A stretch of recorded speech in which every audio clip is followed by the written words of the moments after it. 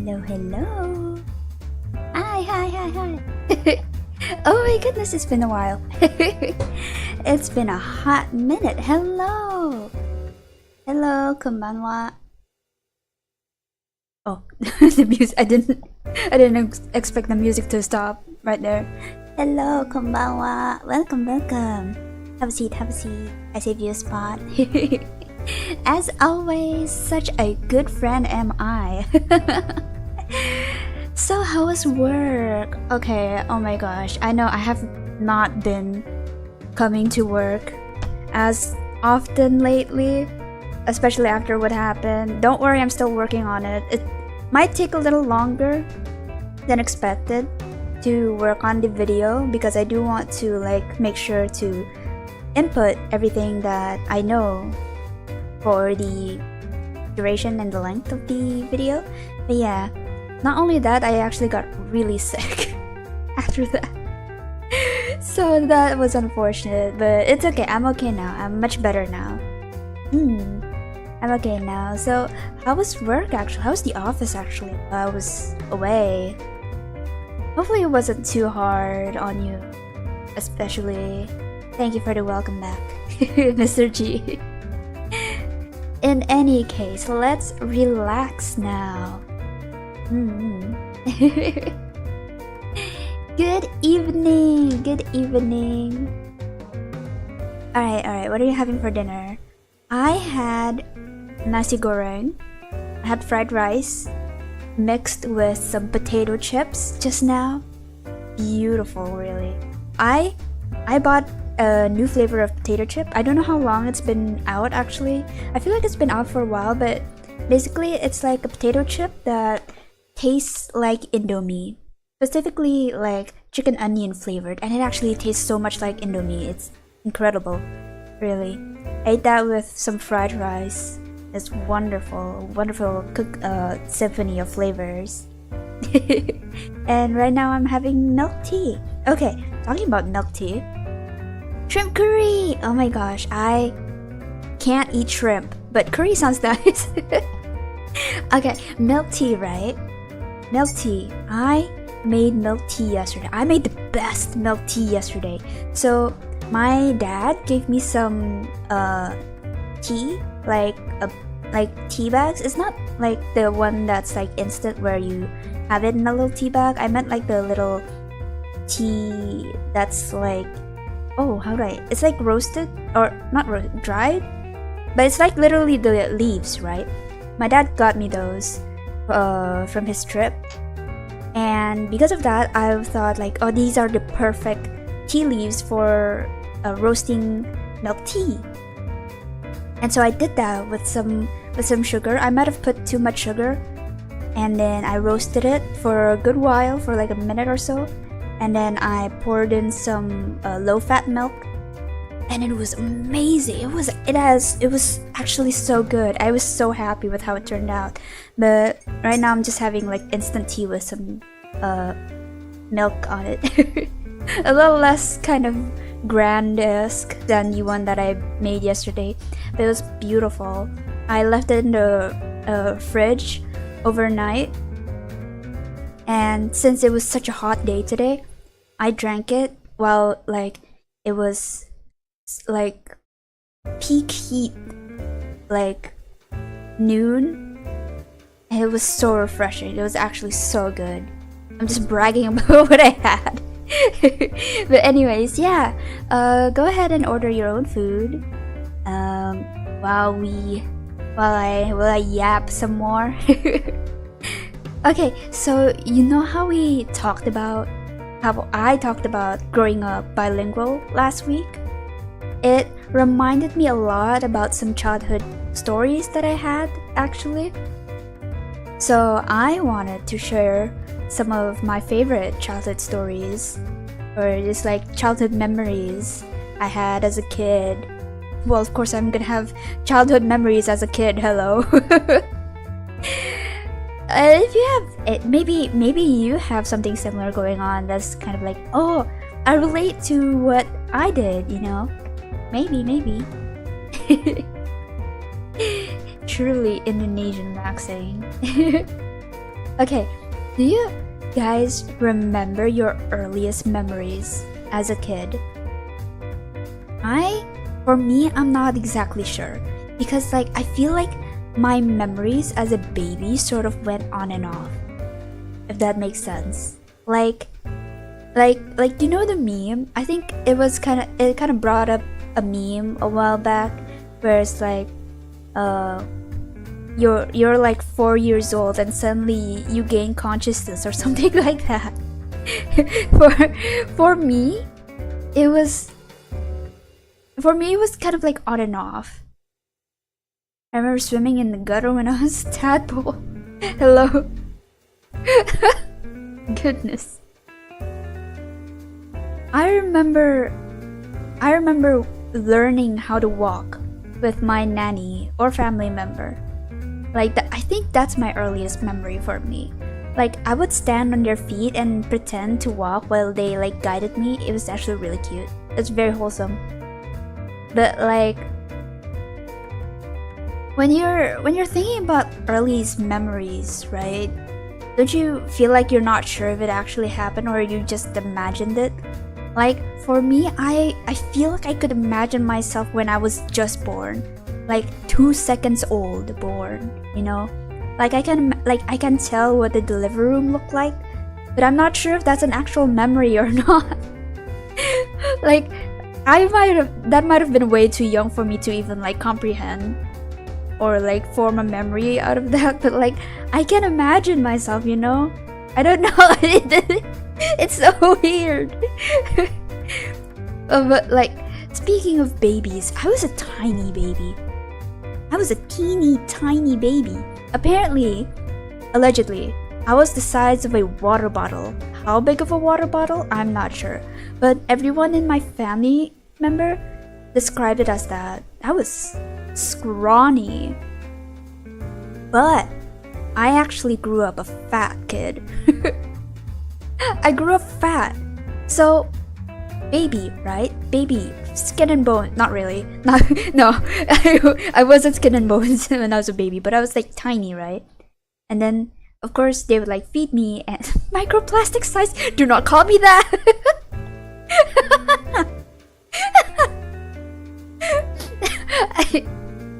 No, because like I grew up fat as a kid.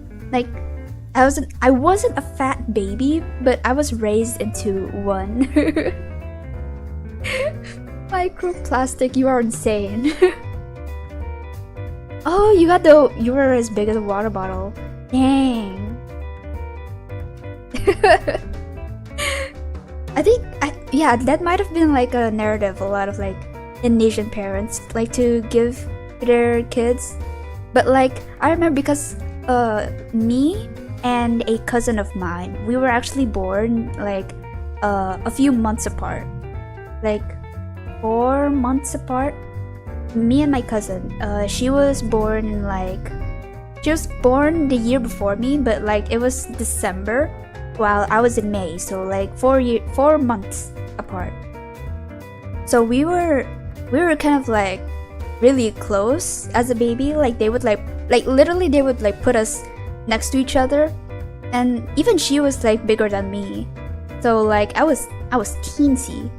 I was that kind of teensy. But yeah, back to what I was saying. Fat baby. I wasn't a fat baby, but I was raised into one. I was overweight, and because of that, I don't want to call it my earliest trauma. I don't want to go down that like topic, but because I was overweight, they had to force me into a diet. Well, it's not forcing me, it's more like okay, we have to manage this kid's like diet, right? So one of the methods that they did for me was to make me eat papaya, which I don't know how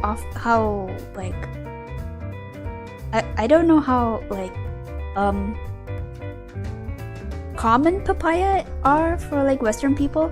I know a lot of people think papaya is like a exotic fruit. Some people say that, But like, yeah, I grew up eating papaya and I hate it. I hated it. I hated papaya as a kid. It tasted awful. It made me sick a lot of the times. The smell, I hated it. But they kept feeding me that to the point they had to like sprinkle sugar on for me to eat it. But like even then, it's still papaya and I still hated it. Like my hatred for papaya continued until now.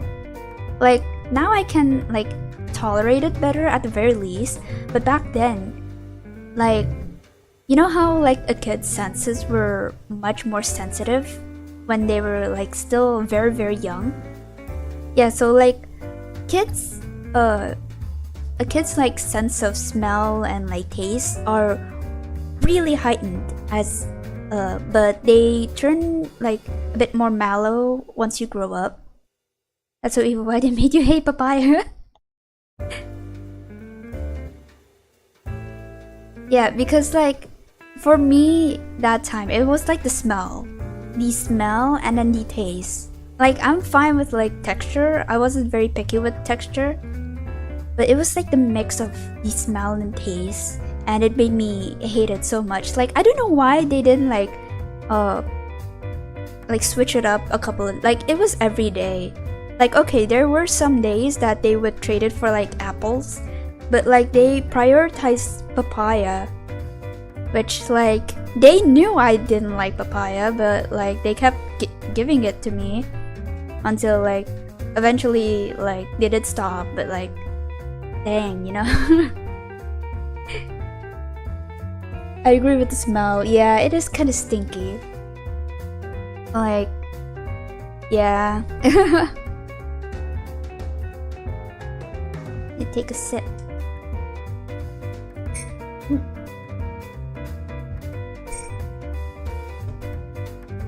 Ah, that was so nice. Anyways, yeah. Actually, I was okay. This is kind of like, if you compare this fun fact of me growing up to who I am now, you probably wouldn't have like figured. But I was actually into ballet as a kid. I do not dance anymore, but like back then I was raised kind of like primarily into becoming a dancer, or like I guess a skill. I don't know. It was something like my parents made me do, you know, like pursue. Like I did ballet. I also did traditional dance as a kid, but I stopped like around 3rd grade. But like the topic I want to talk about is ballet, right? You guys are papaya haters. I understand now why you don't give it that backstory. Yeah, I don't. Okay, now I don't like right now. Me now, I don't completely hate papaya. Like right now, I can like still tolerate it. You know? But yeah. My villain backstory. Yeah, so ballet, right? I got into ballet as a kid because my mom, I think my mom was friends with the ballet instructor, or like the person who ran the ballet, like, dance course? Question mark? But like anyway, my mom was friends with the ballet person, so I think that's why she got me into ballet. And actually recently, oh my gosh, I actually met the person that my mom's friend, the one that runs the ballet course. They moved places, I think. I don't know. Oh wait, yeah, they did. They moved places, and now they also introduced like ballet courses for adults. And like it was crazy because I don't remember ever seeing her. It was crazy. She's looking good also, like not in a flirting way. It's just like, dang, you know, I didn't expect to have met the person behind the ballet course that I took. But yeah, I didn't really remember much from that era of me. But apparently, this is a different person, right? This is a different teacher that I had in that ballet course. This isn't my mom's friend. But apparently, at the time, my instructor like fat shamed me a lot, question mark. Like, I was a fat ballerina back then. John Ballet, no. Make that Jane Ballet, actually. Okay, so like, you know how like ballet works, right? So back then I was really fat as a kid, that to the point that I can't even properly jump. Question mark. This is coming from my mom, okay? So like I don't really remember the whole detail. But back then I was so fat I can't even properly jump. But like, it's not the fat that's like completely obese, you know. I wasn't obese. I was overweight, but I was like not obese, you know. Typical baby fat, if you will. But yeah, because of all my freaking fat, I can't move my body the way my instructor wants me to, apparently. Like, okay, I don't remember what my instructor was like, or what my instructor like says to me, because honestly I was just kind of there, not gonna lie. But I knew she was mean, and like she likes to get mad. So is a lot of dance instructors are. You know, why is that? Why are a lot of dance instructors so mean and angry all the time? I feel like a lot of the, well, not all of it, but like I've heard a lot of people say like a lot of their dance instructors are like really mean, or like always like temperamental. Like, why? Fashion, I mean, it's crazy though, especially as a kid. I don't remember. I don't even remember what they said, honestly. Because like, no, because I don't remember, and like I was like in my own world back then. The only thing that I remember from ballet class was asking my friend for a piece of candy. But like my nanny didn't let me have the candy because it was gum, and she was like, "Oh, she can't eat this candy yet. It's not good for her. She's way too young," or like something like that. But like she was the same age as me. But yeah, that was the only thing that I remember from ballet class, by the way. A piece of gum. Adults love fashion kids as much as it sucks. Yeah, I guess so. I mean, like, that's just kind of the way with like society, unfortunately.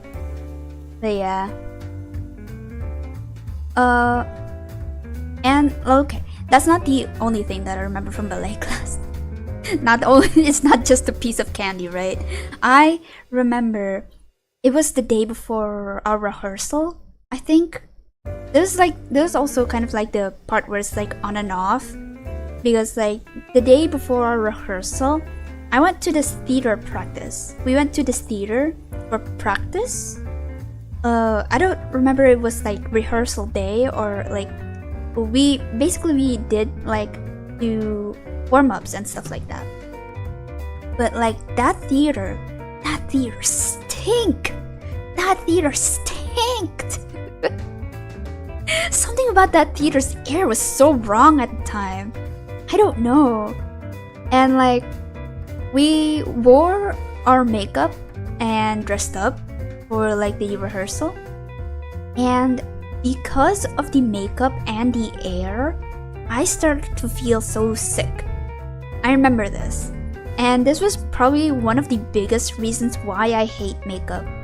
I do tend to wear makeup sometimes, but like most of the time I kind of go out barefaced, because like number one, I could not be bothered. Number two, it's icky on my skin. I was so overwhelmed that day. I think I ended up leaving after that, and I never did ballet again, lol. Also, don't worry, you can laugh. This isn't some like major traumatic event for me. There's worse. Anyways, we won't dive into that. Don't worry. Don't worry. We're not gonna dive into that. But yeah, okay, this theater specifically, it's actually pretty not common. It was pretty like big, and like I think it's pretty well known in Indonesia. I don't remember what it's called, unfortunately, but I have rehearsed in that theater multiple times in my life. Not just for the ballet. The ballet one, I think, was the first time I ever went to that theater. And then the second one was actually for one of my performances for like traditional dance. Yeah. So like I've been to the theater a while, and the second time like I went to that theater, I don't fully remember, but like I remember being like, wait, I know this place, and suddenly the flashbacks come back in. It's like no, I wasn't actually like that, but like I definitely went like, oh, I remember this place. This place stanked. I remember it stinking so bad. Thankfully the second time wasn't that bad, but like it was so funny because like, oh, I know this place. This place stanked. So yeah, I think after that I did end up slimming down a bit more. Scent memory. Seriously, it's like, okay, I think that that theater smell is comparable with the smell of a papaya that I grew up eating.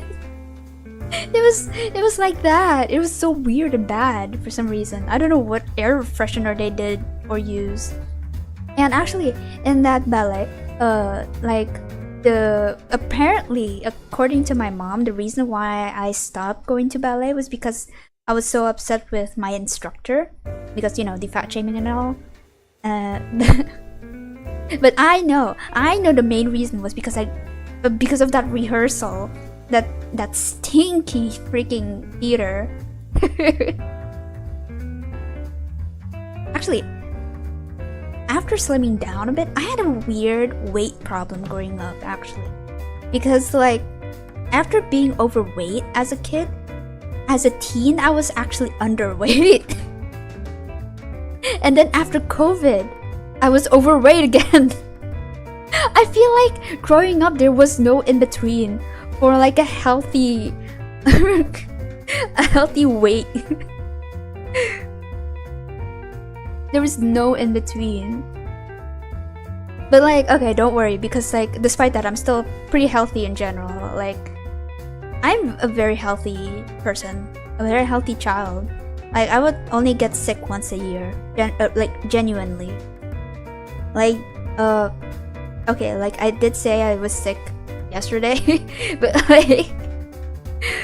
like actually like sick, you know? Like yesterday was kind of just like, you know, her monthly sickness, the monthly pain. But like actually getting sick, like a fever sick, you know, like hospital sick.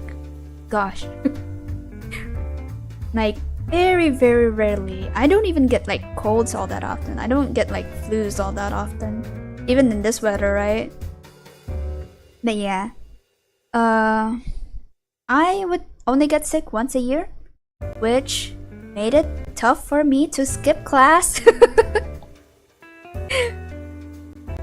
Talking about class, wanna hear my tomboy origin story? Hold on, I need a drink. You guys need to hear my tomboy origin story.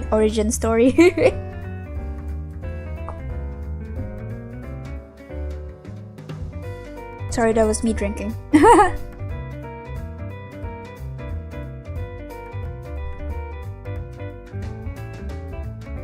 Oh, okay.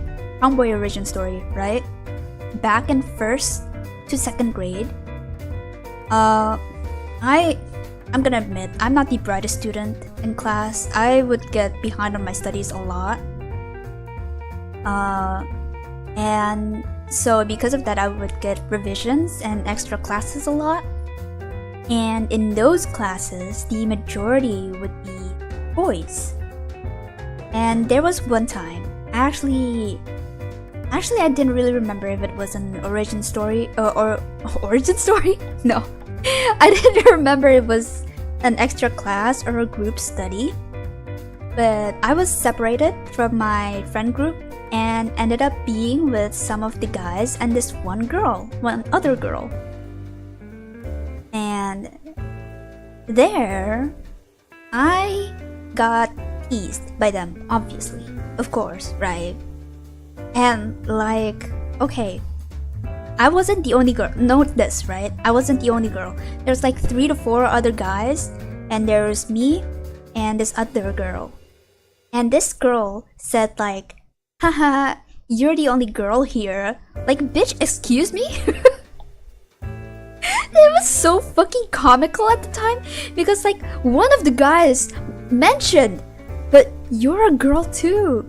Like, it was so fucking comical. And then she had the gal to say, oh, well, I'm a tomboy, so it doesn't count. And they all agreed? It was actually so comical. And like, the teacher that was with us was also a girl, but she said nothing. She said nothing to that. And ever since then, I began my tomboy transformation journey. Right. God, my villain origin story. Aside tomboy. like before that, I was actually a really girly girl as a baby. The baby me. Like I was like back then, I was such a princess girl, you know. I was a big like Disney princess girl, and there was even to a point where I would dream of becoming like a princess, like an actual princess. Like my aunt once asked me like, what do you want to be when you grow up? My genuine answer as like a toddler, I want to be a cheetah princess. Like a princess, but she's also half cheetah. This is my furry awakening also, by the way. Not like they would at least be supportive of the transition. But yeah, I started liking more boyish toys. Boyish toys because of that. And like I wrote down this freaking transformation journey, right? I wrote it down on a piece of paper in my little pencil case that nope, I'm not a pretty girl anymore, I'm a tomboy. And ever since that, I never changed. Nowadays I am a lot more feminine nowadays. Like I admit, like I really love having like skirts. I love pink. I love like a combination of like clean girl aesthetics and stuff like that. I like that, but like roots stays. The tomboy roots stays. Okay, tangent. Talking about toys, right? Tangent. I had a toy dinosaur back then. It was battery powered. And when you turn it on, it would roar really loud. It would let out a really loud noise. And I thought that was the scariest thing ever. I thought that was super scary. Would you throw hands with everyone being mean to you though? Honestly? Yes. Not only that, I would throw hands to anyone who like who is being mean to my friend. I was a troublemaker as a kid. Like genuinely. I got into a lot of trouble, not just from like my friend group or like not friend group, but like my peers, but like I would cause a lot of trouble. That's like but that's from the good of my little baby heart, because like my friend would get teased and I would stand up for them a lot of the times. So yeah, that was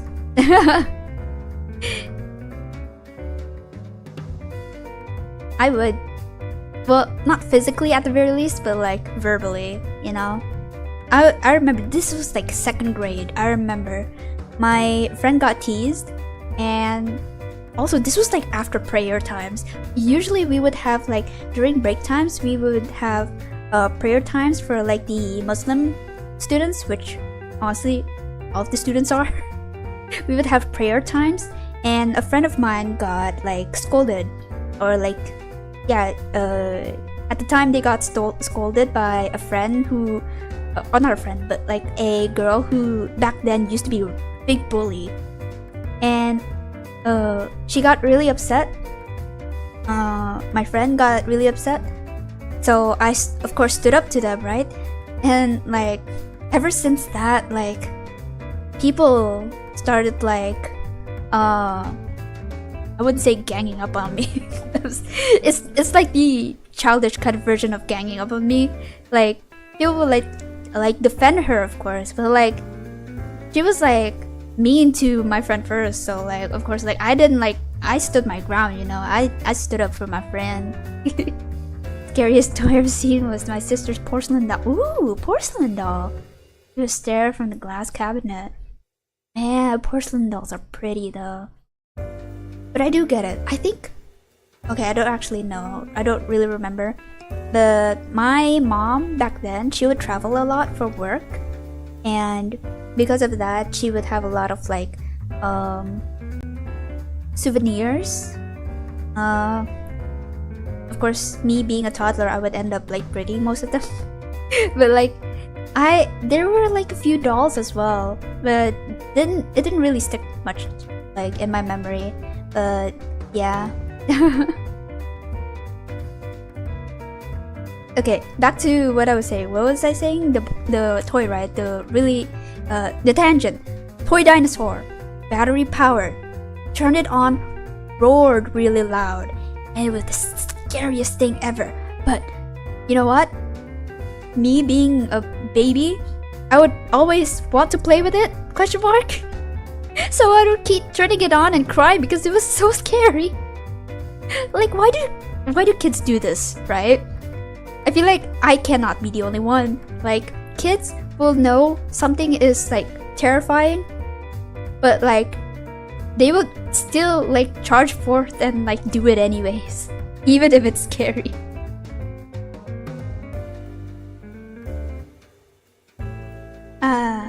Good old undeveloped brain. Okay, another scary thing that happened as a kid. The reason we love scary movies as adults. Oh, you know what? Makes sense. You know what? I did not think of that. That makes sense. Yeah. This is really funny though. Another scary thing that happened as a kid. Oh, this correlates with the scary movies. My mom never rarely gets me toys as a kid. Aw, the math homework.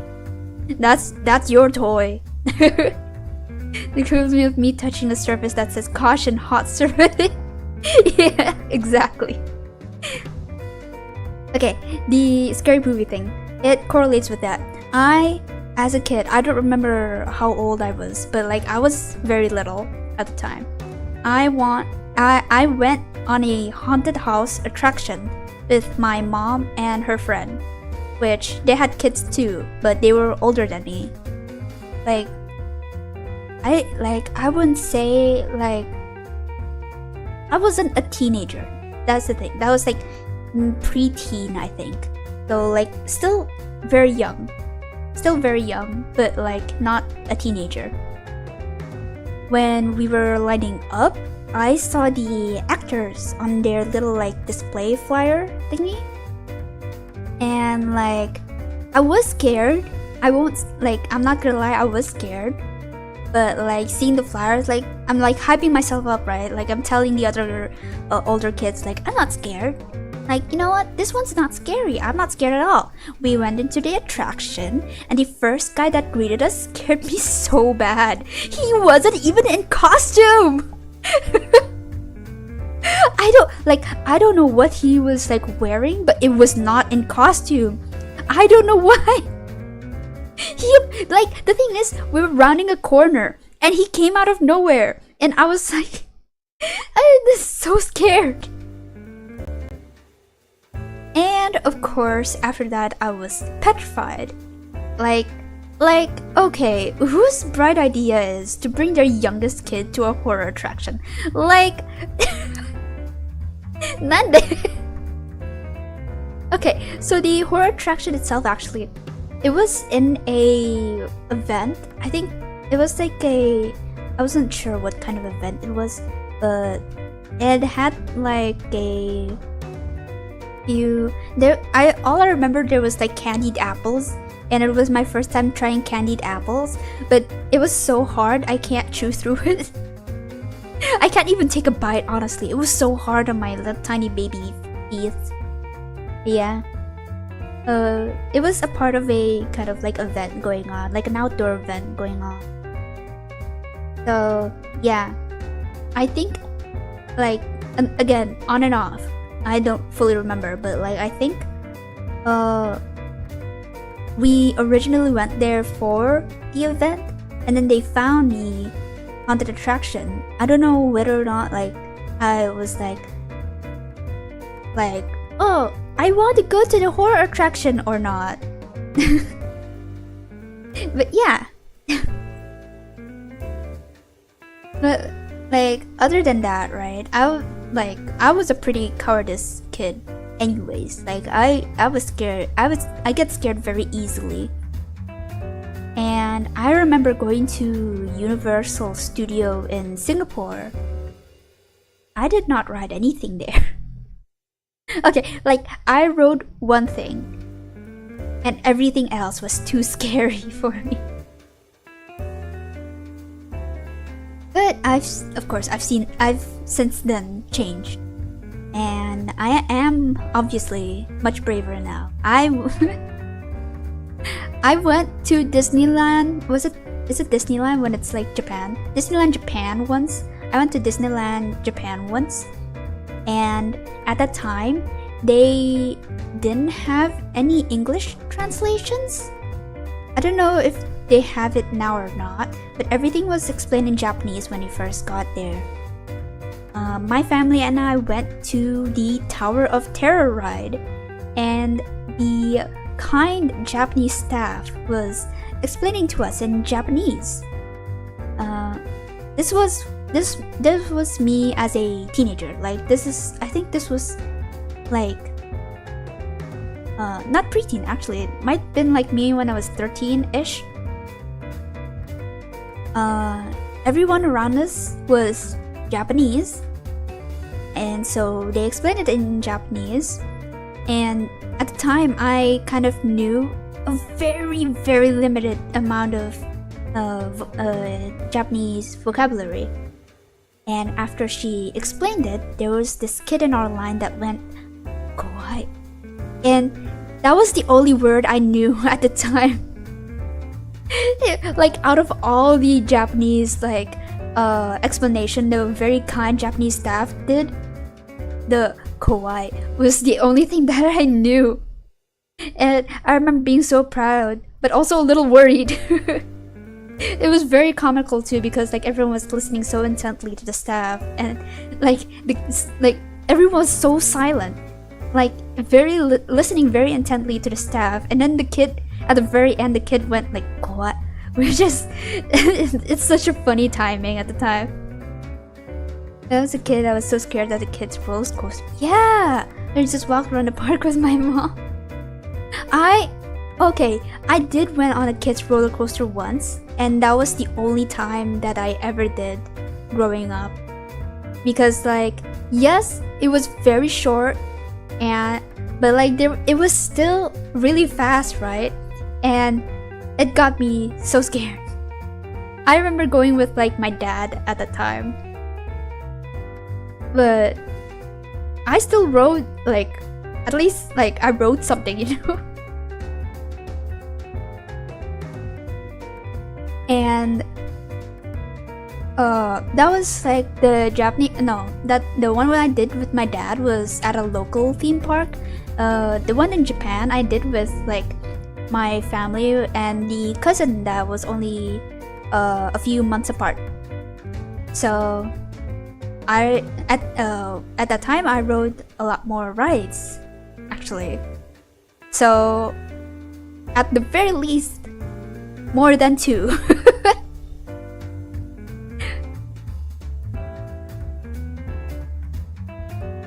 For like the Singapore trip, I went with my cousin as well, but this cousin of mine from the Singapore trip was much older, way older than me.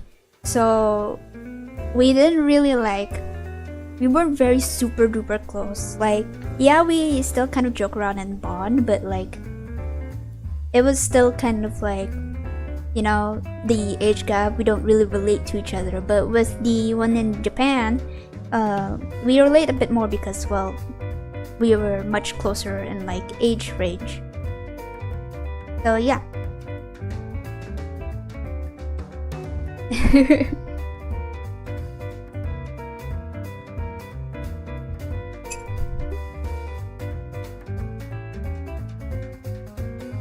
Okay, another thing was I grew up an only child. So I grew up an only child, but I did get a stepsister later on. But like growing up like baby until like preteen, I was an only child, which meant that I didn't have much people to hang out with as a kid. Like, there wasn't even any neighbors that were around my age. So I either played with my household members or alone with my plushies. Okay, like you don't need to feel bad about this. Rest assured, I did have someone to play with, and I had a lot of fun as a kid. This isn't like I'm not trying to drama dump or anything. But like, because of this, I played a lot more with adults at the time. I played with a lot more adults, like my household members. Like, as long as anyone isn't busy, like, I could like ask them to play with me. So like, there was a time I played soccer with my driver and my nannies, and there was time I made like tents and like forts with my parents. And like back then, actually, we had a camera. Well, I actually don't remember if it was like a camera or like a phone. But like, we have a camera, and I would love to like record videos. Gosh, it would be so amazing if I had the files to that video, but like it was so long ago. I do, however, have a few files of older like videos I did with my cousins, but like this was like way further back. So like my love for like video making and like video editing and commentating goes way back. You cannot say that video making is not a part of my blood. It's not in my blood because it came like since I was born with a camera in hand. I recorded me getting out. No, we're not going there. But yeah, when if anyone else is like busy, I would play with my plushies, or I would record something. Like, I had like the DVDs back then, right? I had a lineup of my favorite DVDs and like the covers. I would review them. I was the first reviewer. I was John reviewer. I was John movie reviewer back when I was a kid. And like, I would like if like an anime or like a cartoon that was playing on TV, I would like show it like, hey guys, look, this cartoon that I like is premiering right now. I'm really happy. And then like I would go like, oh, I love the Madagascar series, or like Kung Fu Panda. Like even back then, okay, we have this one Kung Fu Panda DVD. Oh my god, I need to talk about this one. I had when Kung Fu Panda first came out, I had a DVD And for the longest time, I didn't know if like something was wrong with it. But apparently, it was a recorded, pirated version of Kung Fu Panda.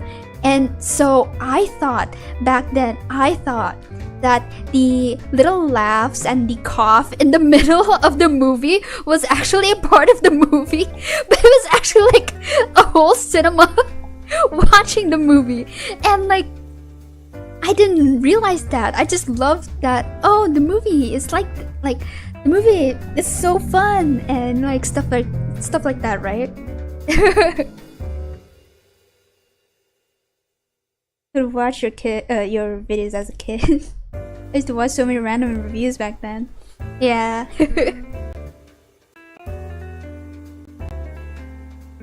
So like, that's one Kung Fu Panda issue that I had as a kid. It wasn't even an issue really, because like I kept rewatching that movie time and time again as a kid.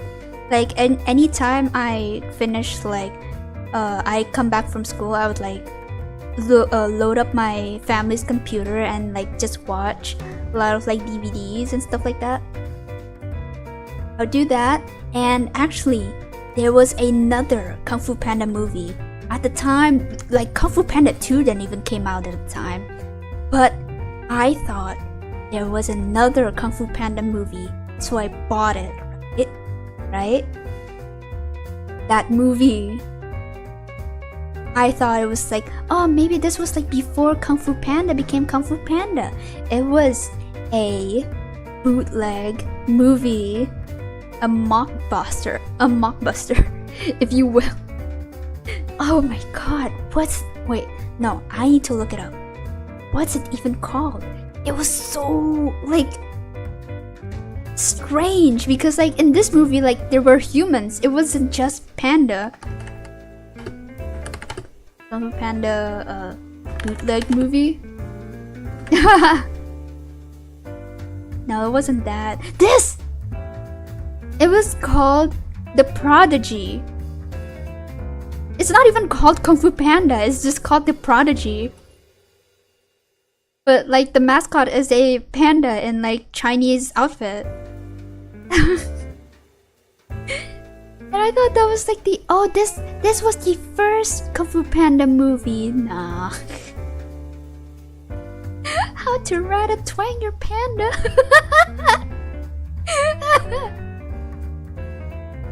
It was so funny because like I genuinely enjoyed that movie, even though it was so bootleg as a kid. I remember making a mobile FE gameplay in my old YouTube, and I completely forgot. Video made when in middle school. And in high school, someone found my old channel and aww. Is it the one with the ballerina panda? Oh, I don't know. I don't know actually. It was definitely one with like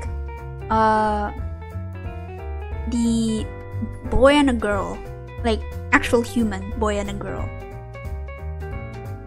I don't remember much about it, but like I don't know why I enjoyed that movie. Like, not as much as Kung Fu Panda itself, obviously, but like I don't know why I enjoyed that movie. Man, I used to want to be a YouTuber as well back then, but I didn't know how to like record a video at the time. So it all just went into my imagination. I probably, if I would have known YouTube, like if I would have known how to upload to YouTube, I would have like uploaded so much back then. Like back then my main platform was like Instagram, like because like Instagram was like my first platform, the very first platform I started like posted. So then like, and then like YouTube came out and like, man, I want to be a YouTuber. Seems so fun. And yeah.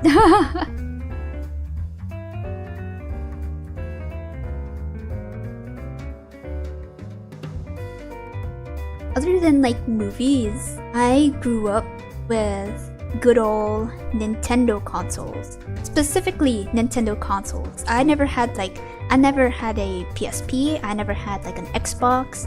I did play an Xbox because one of my childhood friends had one, and but like most of the time I would play using my Nintendo DS, and I also had a Nintendo Wii. And I remember I would browse for literal hours for new games in my DS or Wii. I like at that point I didn't even know how long I was like browsing. I didn't know how long I was browsing, but it took a while because like I browsed the whole book.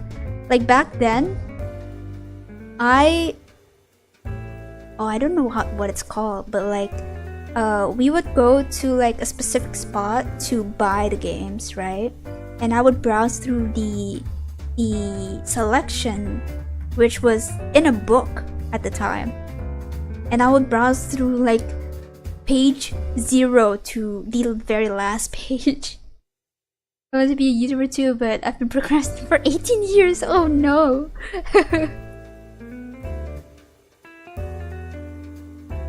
Like, I would, okay, back to DDS thing. I even got GTA on my DS way back before I knew GTA was even a criminal game or a criminal kind of based game. So, yeah. And I would play that with my cousin as well. Like, oh, you have GTA? Let's play GTA, because she also had a Nintendo DS. And like we would have kind of like similar games. It was very fun. I also had a bad habit back then of starting a game and never finishing them. Oh, you still kind of do that. Shut the fuck up. But back then it was way worse because like I would always just restart a new game and play the game without even paying attention to the story. Like I was like that back then. Like I was there for the vibe, not gonna lie. And like, okay, I did say like a lot of the games that I played were like in English, and while I did say I grew up knowing a lot more English than Indonesian, but I didn't that didn't really help much when it comes to understanding certain media. Like knowing doesn't immediately translate to understanding, you know? I had the same bad habit, but it was skill issue because I sucked at games. Like, okay, there was also that as a kid. Like I was not like an avid gamer much, but like I was also not paying attention to the story, so like I did not understand anything. My friends used to tell me GTA is anti-religion game and made by Satan. I mean, not to play it. Keep in mind I don't even have a device to play it. That's very like, yeah.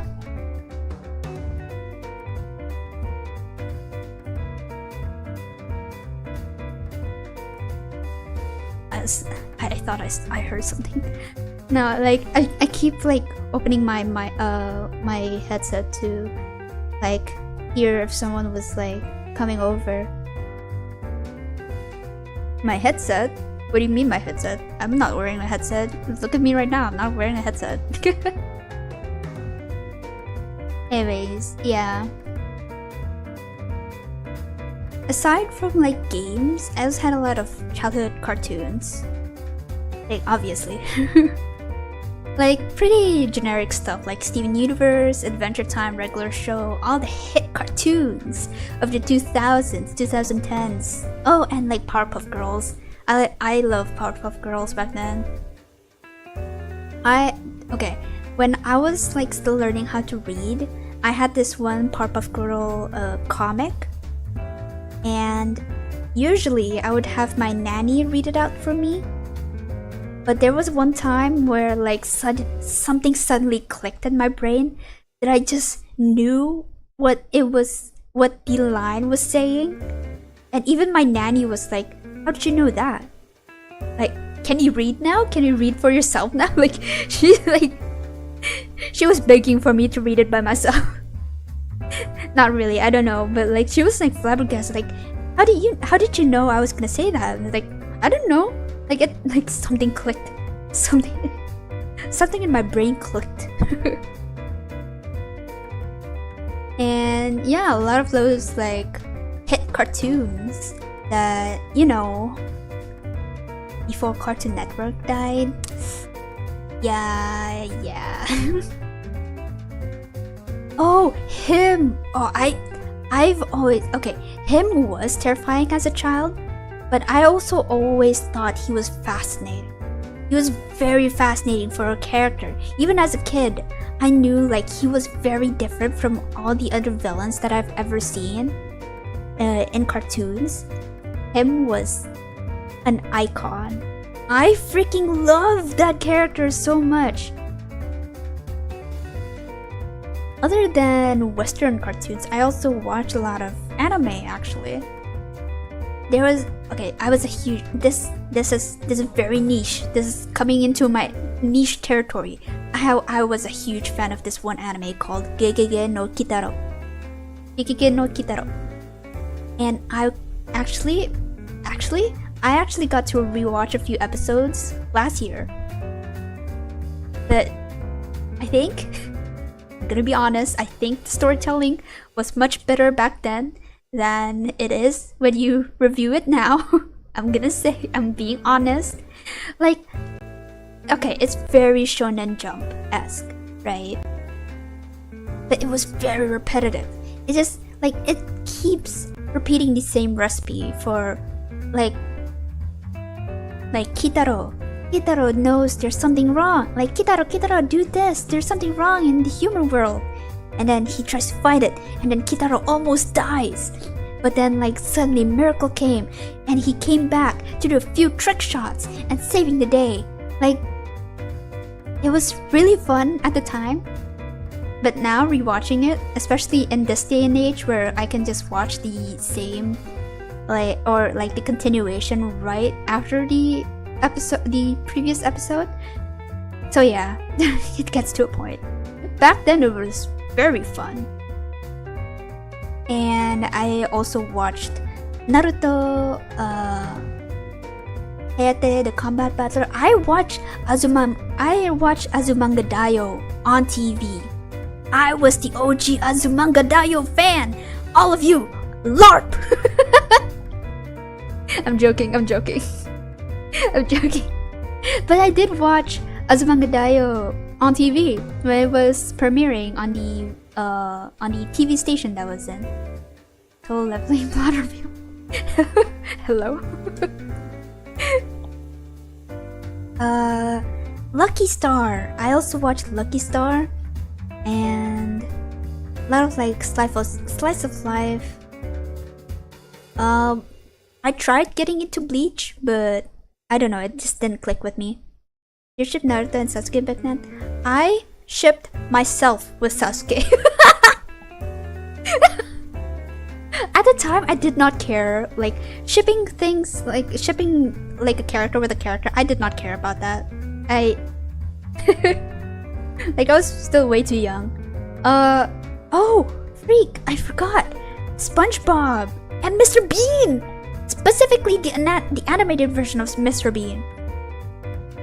If you talk to me about imaginary friends as a kid, my very first imaginary friend as a kid was SpongeBob and Mr. Bean. Yume Warrior from day one over here. Yes, exactly. Because my very first Yume, well, not a Yume ship, but like a Yume friend per se. My very first imaginary friend was SpongeBob and freaking Mr. Bean, but the animated version of the... I was the original. I was John's Yume shipping. But yeah, I had a very active imagination as a child.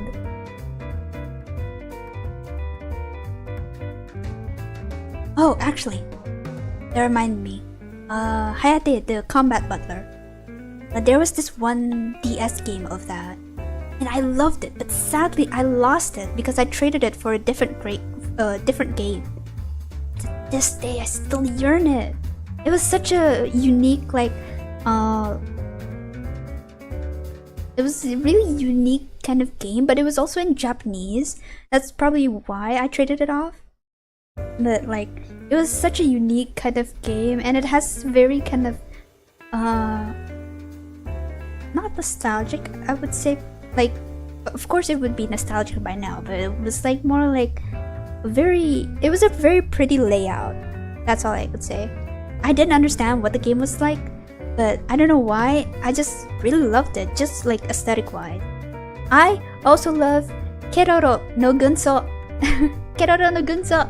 I love that. The freaking little frogs. I love that. I love Dororo the most, the ninja one. And Tamama. Was that the one? It was like another blue one, but it's like a darker blue one. I love that so much. I love that anime so much. I remember buying a Dororo pin when like in like middle school. Someone was selling the very niche that I was like indulging on. It was like a fridge magnet of like the Keroro Gunso characters, and I got the Dororo one. Oh man, I wish I still had it. It was like wooden, so like I don't think like it would have even been. I don't think it would have like survived until this day. It was so cute. I love that anime. And actually, I still have my DS with me, and I still have a game of Keroro no Gunso, but it's in Japanese, so like I need to really freshen up my Japanese. But yeah, take another sip.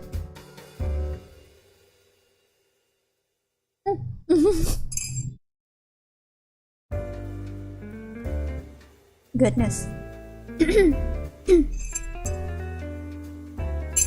Honestly, the more I drink this milk tea, the better it tastes.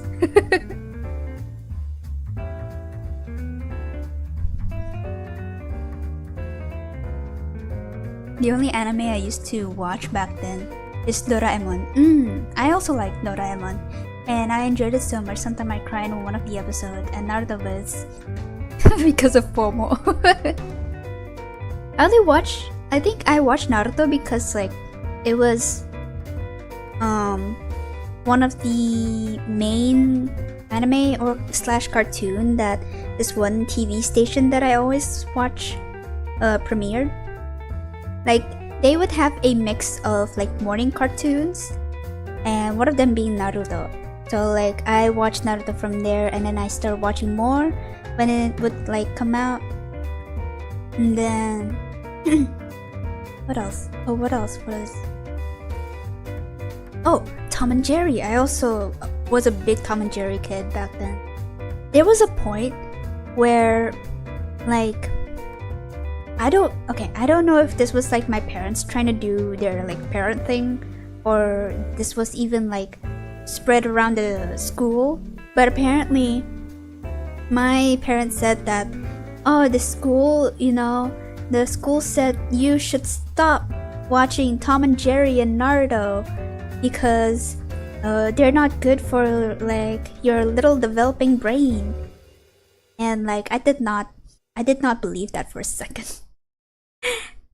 So yeah, I was I was a bit what you call it? Wait, freak. I actually don't remember.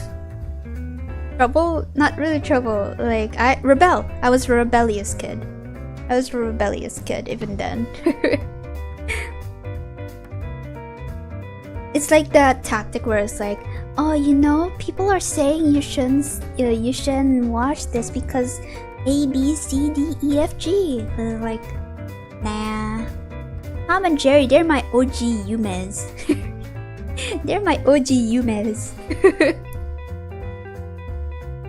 There's also this one cartoon. This one I watched a little later in middle school. It's called Koda Lyoko. It's again very niche. It's a very kind of like Indonesia. Even in Indonesia, it's pretty niche. But I actually bonded with my friend over this one so much. It was amazing. Like this, Polyoko and like regular show, well, we were big fans of those back then. And I remember I would like, back then before we had cell phones, our own like personal phones, we would call through the landline. And like we would talk like, oh, have you heard the new episode? Like, oh, it's premiering right now, you should watch it. And like I was like, okay. And we would end call and I would immediately start watching Cartoon Network. It was amazing because like my grandma was there when that was like going on, and she just kind of like laughed at me, but like in an endearing kind of laugh, you know, like aw, like friendship, aw, you know. It's very wholesome. Makes me think, what does our parents do on their interview back in the day? Yeah, I think for my mom actually, from what I remember, she watched and kind of indulged herself a lot on like Betty Boop and stuff like that. So yeah. But yeah, I don't fully know. Actually, my parents had me when they were a little kind of like older, so the kind of like age range kind of was a bit bigger compared to a lot of my other friends. So yeah, the generational range is kind of way off. Not to say I don't like I don't talk with them, you know, like I still kind of like connect with them in a way, just not super duper connected, you know. Like I don't know, it's kind of thing where it's like you have to kind of like experience it, you know. I don't know how to explain it. This was not in my script. But yeah. Oh, at the time, manga was also getting pretty popular, especially Haimiko. I don't know if it's also the same for the English version, but in Indonesia it's called Haimiko. I don't know if it's like like konnichiwa Miko or something like that. It's like Haimiko. It was like a chibi manga of this like fifth grader girl going through like 5th grade, you know. This animation style like innovate really fast back then. Animation, yeah, kind of. Especially with like, okay, the 2000s to like 2010s was the kind of like the transition era between hand-drawn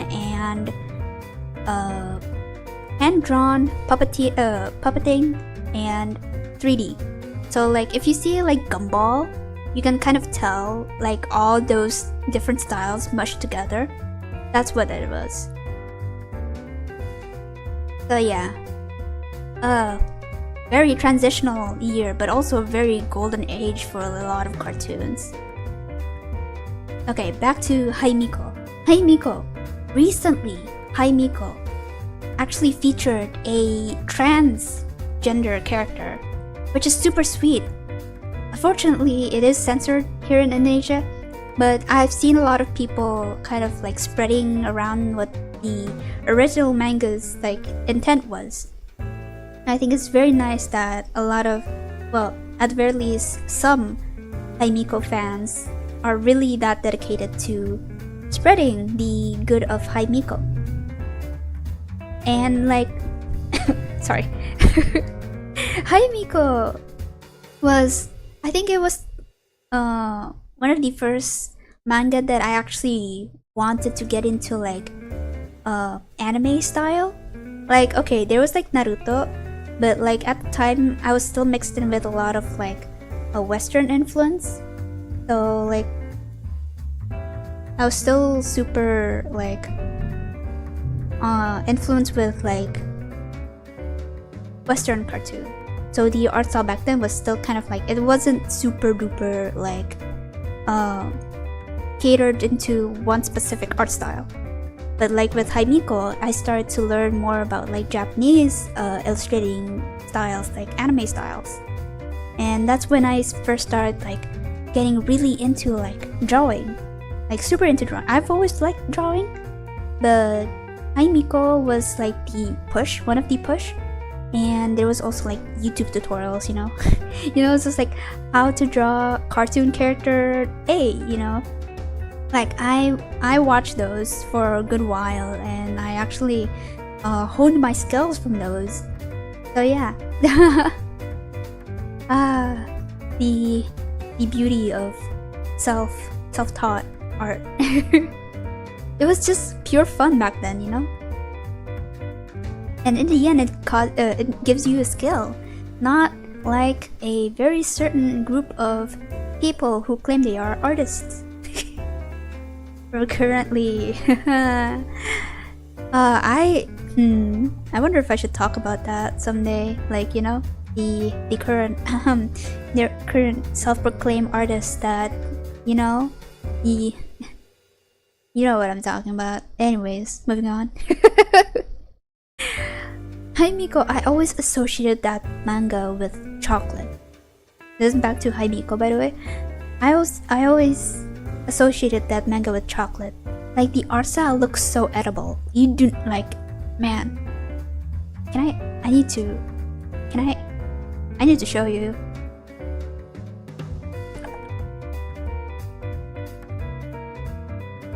It looks like a very edible art style. Can I say? Let's see. What's a good cover? Oh, this one. Oh, this was the exact one that I have. Okay. I wish I still have the comic, but I think half of the comics that I had as a kid was given away. So unfortunately, I don't have some of them anymore. I'm just gonna save it like this. This is gonna be kind of blurry actually.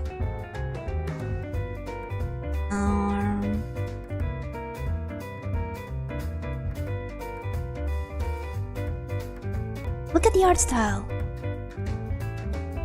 Doesn't that looks edible? Like you see that, like the bun?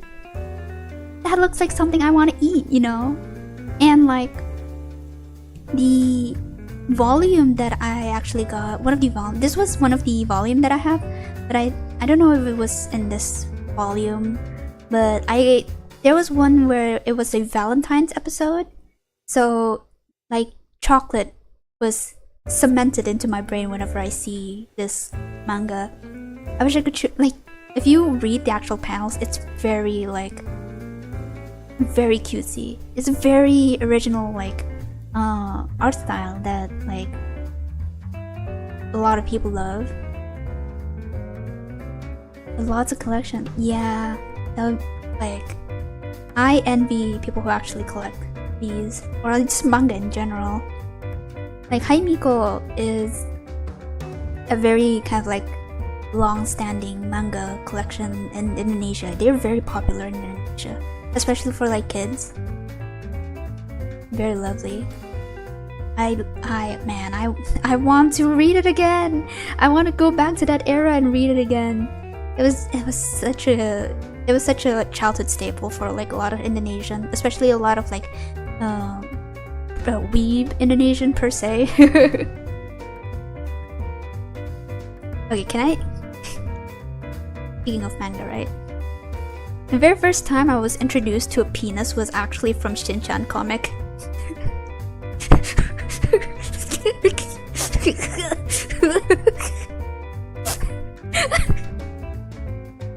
Back then, there's a comic, manga called Crayon Shin-chan. I don't actually. It might be different. Is it the same? Like, yeah, okay, it is Crayon Shin-chan. But like a lot of times we just call it Shin-chan. Back then, I always thought Shin-chan was a kids anime because of how cartoony it was. Okay, now I need to show you freaking Shin-chan, right? I think it was this one. But no, I don't think it was this one actually. Like if you see this, if you see this cover, you'd also expect it to be a kids manga, right? Look at it. This is a kids manga, supposedly. But apparently it had some dirty jokes in it. Apparently. Which at the time was kind of a bit more like, okay-ish, you know? Like, it wasn't super problematic to give out, like, dirty jokes. The target range was also kind of, I think the target was also just kind of like boys in general. So, yeah. I wasn't fully into Shinchan back then, so I had no idea what it was like. But there was a comic of it laying around in my house when I was a kid. I don't know whose comic it was, but it was just there. And the very first page, it was a doodle. It was Shinchan butt naked. At the time, okay, at the time, it was considered a joke. It's not full, it's not graphic or anything. Please, okay, do not take me further. This is like, I'm just like sharing my like memory of it. If you actually read Shinchan, which I didn't, but like just based off that one volume that I had laying around in my house, apparently. That's my introduction to Shinchan. It wasn't graphic. I need to specify this. It was not graphic. It was not a fully fledged freaking dick, you know. It's not graphic. It was a doodle. Therefore, it was very simplified to its very like little dongle. Ah, man, times really have changed, huh? It was super duper cartoony. So even at the time, like even back then, I knew what a penis was, okay? But like even then, like I wasn't like sure like what it was, you know? It was kind of like, you know, I'm a kid and I would thought Oyamshi Pun Pun is a kid's manga. Yeah. Pun Pun, yeah. Oh man, let's move on. There's actually another story. Jinjin related. If I have to get through censors for this. Jinjin related. But I don't know if it's appropriate. It's a very funny story. But I don't know if I can tell you. Yeah, but it was really funny though. It's just really funny. Don't worry, it's like not vulgar or anything. Oh, but yeah, man. Crazy. What else? Man.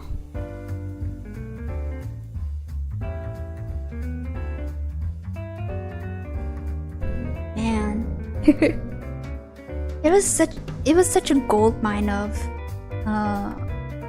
content back then, like especially for kids, for like cartoons and like stuff like that.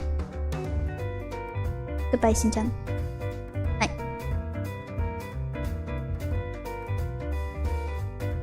But yeah, I don't know what else to talk about, honestly. I think that's all, honestly.